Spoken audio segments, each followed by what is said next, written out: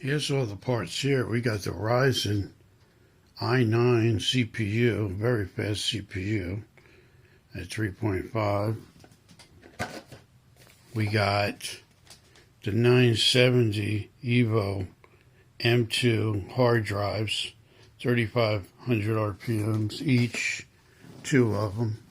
We got 32 gigs of AMD RAM, two 16s that are going in. We got this amazing Seasonic Focus 80 plus 750 watt power supply. Then we're using the AMD Radeon 8 gig video card.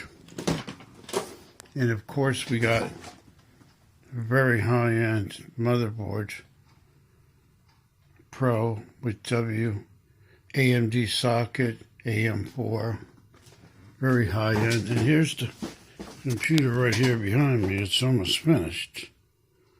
Very, very nice. It's a fractal motherboard, a fractal case with a Gigabyte motherboard. So that's going to be nice when it's done. Thanks for watching, guys. See you in the next video.